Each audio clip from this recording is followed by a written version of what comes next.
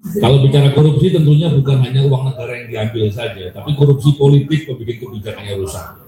Korupsi penegakan hukum bicara terkait dengan itu masalah ketidakadilan, pelanggaran HAM dan banyak lagi yang lain. Belum lagi terkait dengan sumber daya alam. Jadi seperti tidak ada kemauan untuk melakukan perbaikan dan yang terjadi bagaimana mengumpulkan kekayaan masing-masing atau kelompoknya yang akhirnya kepentingan publik tidak diurus. Gitu. Problemnya hari ini adalah demokrasi ternyata bisa dibeli. Penegakan hukum justru menjadi korupsi yang luar biasa. Penegakan hukum justru menjadi korupsi yang luar biasa. Penegakan hukum justru menjadi korupsi yang luar biasa. Saya melihat hari ini sepertinya ada pihak-pihak tertentu yang sengaja mengaburkan atau memframing seolah-olah tidak ada apa-apa itu. Tapi kalau kita bisa menyajikan dan membawa ke ruang terang, saya yakin lama-lama orang akan marah. Kita semua harus berjuang. Kalau kita hanya bertindak masing-masing, saya sangat yakin bahwa mereka akan bisa berbuat dan mereka akan menang. Kalau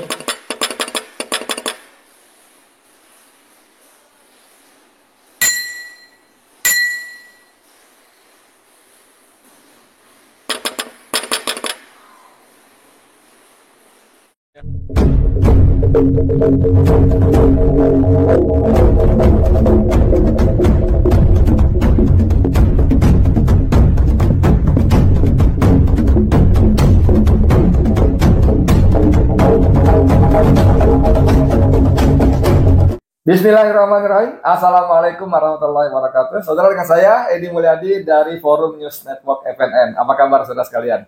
Saudara sekalian, saya ingin mengulik lagi acara yang diselenggarakan oleh Forum Tanah Air FTA, yaitu sebuah kelompok diaspora Indonesia yang berada di 21 negara. Mereka ada anggotanya di Jerman, Amerika, Singapura tentu saja, di Timur Tengah dan sebagainya ya. Ini menarik. Kemarin tempo hari ya, mereka mengadakan halal bihalal dan sejumlah tamu tokoh hadir ya, tamu penting hadir. Di antaranya yang saya mau bicara adalah Novel Baswedan. Nah ya, Novel Baswedan ini tokoh anti korupsi dan dikenal sebagai salah satu mantan ya, pernah menjadi salah satu penyidik di KPK. Latar belakang Novel ini adalah polisi ya. Kalau nggak salah terakhir pangkatnya mayor, kalau nggak salah kompol ya. Yang menarik adalah ketika Abdullah Hehamawa yang saya biasa sebut sebagai Bang Dullah menjadi Dewan Pengawas di KPK selama 8 tahun. Ini Bang Dullah beberapa kali cerita kepada saya bagaimana hubungan dia lumayan bagus karena mereka keduanya punya chemistry yang sama ya. Dalam sebuah obrolan misalnya Novel Baswedan mendatangi kantor Bang Dullah. Waktu itu dia diminta balik ke institusinya polisi. Dia mengatakan, kalau nggak salah ingat ya, Bang Dullah mengatakan, Novel mengatakan saya tidak mau rusak lagi. Bayangkan ya. Nah, yang menarik adalah kegigihannya melawan korupsi ini yang membuat dia berhadapan dengan sejumlah risiko-risiko, termasuk beberapa kali upaya pembunuhan. Yang terakhir, yang sempat menuju ke pengadilan meja hijau adalah upaya pembunuhan yang dilakukan ketika dia pulang sholat subuh di depan rumahnya dari masjid yang disiram air keras. Dan sayang sekali bahwa saudara sekalian, pengadilan kita tidak berhasil atau tidak mau mengungkap siapa yang memerintahkan walaupun pelakunya ketangkap dan motivasinya apa. Dan sangat naif bahwa akhirnya dalam salah satu penjelasan penjelasan vonis hakim mengatakan bahwa tidak ditemukan niat jahat ya, hanya memberikan pelajaran. Bagaimana mungkin orang sholat subuh, pagi-pagi subuh itu pagi ya saudara sekalian ya, pagi buta gitu ya. Orang datang mengintai membawa air keras untuk disiramkan ke wajah, itu tidak punya niat buruk. Tapi begitulah pengadilan kita. Nah saudara sekalian, dalam pertemuan halal bihalal Forum Tanah Air itu Novel Baswedan menyampaikan beberapa gagasan. Pendek sekali seperti biasa saya katakan tadi, di menjelang akhir memang para pembicara membatasi diri setelah waktu. Novel hanya berbicara kira-kira 4 menitan saja. Tapi yang menarik adalah bahwa antara lain Novel mengatakan bahwa pemberantasan korupsi, penegakan hukum di Indonesia justru menjadi bentuk lain korupsi yang mengerikan sekali. Nah, sebelum panjang lebar, ini videonya. Silakan. Terima kasih. Bismillahirrahmanirrahim. Assalamualaikum warahmatullahi wabarakatuh. Bapak Ibu semua yang saya hormati, tentunya ketika membicarakan terkait dengan Indonesia memang problemnya A sampai Z gitu, banyak sekali. Kalau saya karena concern saya di bidang anti korupsi, tentunya melihat segala problem ini saya coba menggarisbawahi beberapa hal yang terkait dengan masalah korupsi. Kalau bicara korupsi tentunya bukan hanya uang negara yang diambil saja, tapi korupsi politik membuat kebijakannya rusak. Korupsi penegakan hukum bicara terkait dengan itu masalah ketidakadilan, pelanggaran HAM dan banyak lagi yang lain. Belum lagi terkait dengan sumber daya alam. Jadi kebijakan ini saya kok melihatnya seperti tidak ada kemauan untuk melakukan perbaikan. Kalau kemauannya itu ada, mestinya banyak pejabat kita yang memahami soal sistem-sistem apa yang terbaik. Tapi problemnya kalau tidak ada kemauan, apalagi ditambah tidak ada rasa memiliki negeri ini, maka yang terjadi mereka bisa berbuat apapun, dan yang terjadi bagaimana mengumpulkan kekayaan masing-masing atau kelompoknya yang akhirnya kepentingan publik tidak diurus gitu. Bicara terkait dengan reformasi, tentunya reformasi itu kan kita berharap adanya perbaikan dan kemudian bagaimana demokrasi itu diharapkan bisa berjalan dan penegakan hukum bisa menjadi panglima. Problemnya hari ini adalah demokrasi ternyata bisa dibeli, yang seharusnya dengan demokrasi itu kita dapat kepastian adanya pergantian pemimpin di masa yang telah ditentukan, dan penegakan hukum justru menjadi korupsi yang luar biasa, sehingga yang terjadi bisa dijadikan alat politik, alat tempat cari uang, dan banyak lagi yang lain. Dari semua problem tadi tentunya kita akan putus asa kalau kita bicara permasalahan saja. Tapi yang terjadi adalah bagaimana kita bisa menyajikan persoalan tadi, segala permasalahan tadi kepada publik, kita bawa ke ruang terang sehingga orang paham. Saya melihat hari ini sepertinya ada pihak-pihak tertentu yang sengaja mengaburkan atau memframing seolah-olah tidak ada apa-apa. Dibuat permasalahan itu banyak di publik, banyak di media, sehingga orang lama-lama putus asa dan udahlah saya nggak mengurus masalah itu. Tapi kalau kita bisa menyajikan dan membawa ke ruang terang, saya yakin lama-lama orang akan marah dengan situasi itu. Problemnya adalah bagaimana kita bisa membawa persoalan ini, menyadarkan orang-orang awam yang dengan begitu orang akan sadar bahwa mereka harus bergerak, mereka harus berjuang, kita semua harus berjuang.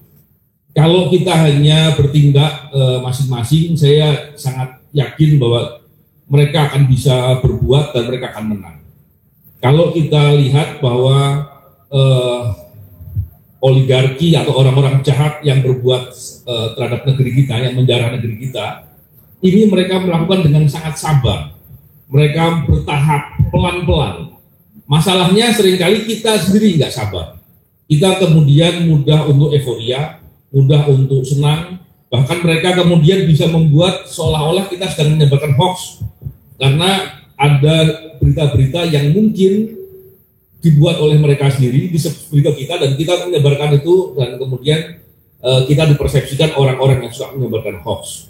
Nah ini yang kita perlu atur ya. Saya kira kita mesti harus bisa belajar untuk lebih sabar, untuk berjuang dengan sungguh-sungguh, berkelanjutan dan sabar, lebih sabar daripada orang-orang yang berbuat jahat dengan kesabarannya.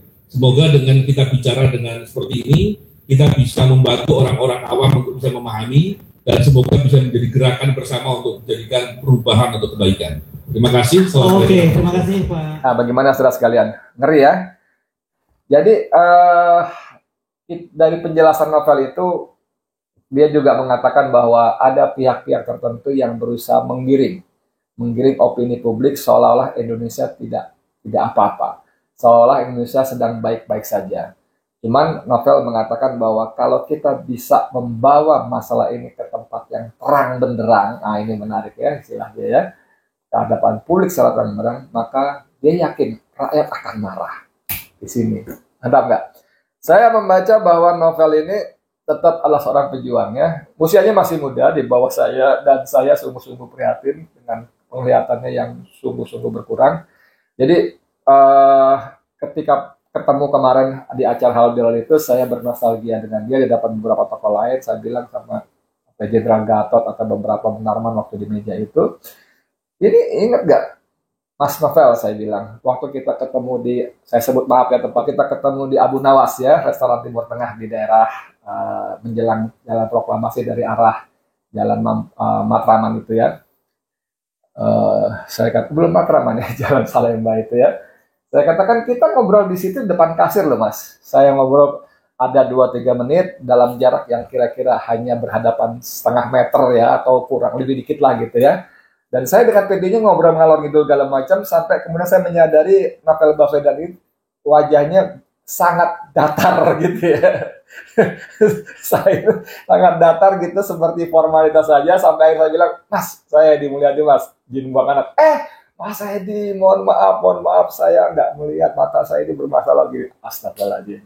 Anda bisa ada kita ngobrol hanya kira-kira ya 50 cm lebih dikit lah. Dia tidak bisa melihat wajah lawan bicaranya karena matanya bermasalah akibat disiram oleh air keras itu yang kemudian dia harus dirawat ke Singapura itu. Dan alhamdulillah katanya kemarin waktu ketemu di acara forum tanah air itu, matanya sudah lebih membaik lah. Dia bisa lebih mengenali walaupun tetap masih jauh dari normal. Nah, saudara sekalian, ini yang saya maksud tadi bahwa Novel ini anak muda yang bagus sekali, dan saya kira kalau kekuasaan berganti dan Allah mengizinkan, dia bisa menjadi salah satu penegak hukum yang mumpuni. Nggak tahu apa posisinya, mungkin jaksa agung atau apa, saya nggak paham ya. Tapi saya kira layak dipertimbangkan. Dan dia mengatakan bahwa kalau kita bisa membawa pat gulipat yang disebut oligarki, penguasa yang mengakali hukum sehingga pemberantasan korupsi mandek bahkan mundur ke belakang itu ke ruang-ruang terang sehingga rakyat melihat dan rakyat akan marah. Cuman memang Novel mengatakan kita harus sama-sama berjuang. Semuanya harus berjuang, karena kalau kita berjuang sendiri-sendiri maka para penjahat itu, ya para oligarki dan aparat yang diperalat itu akan memenangkan pertempuran. Gimana? Setuju nggak saudara sekalian? Anda boleh kalau mau jelas, Anda boleh ulang lagi tuh potongan tadi. Abaikan penjelasan saya di depan di belakang ini, fokuskan kepada ucapan Novel Baswedan yang cuma 4 menit itu. Saya kira kita masih perlu orang-orang seperti Novel Baswedan untuk membuat Indonesia ke depan lebih baik, ya, untuk menyelamatkan Indonesia, menyelamatkan negeri kita. Amin ya rabbal alamin. Dan tentu saja kita berharap selalu mohon pertolongan Allah agar Allah membantu kita. Betul ya? Amin ya rabbal alamin. Saya Edi Mulyadi untuk FNN, untuk Indonesia lebih baik. Assalamualaikum warahmatullahi wabarakatuh.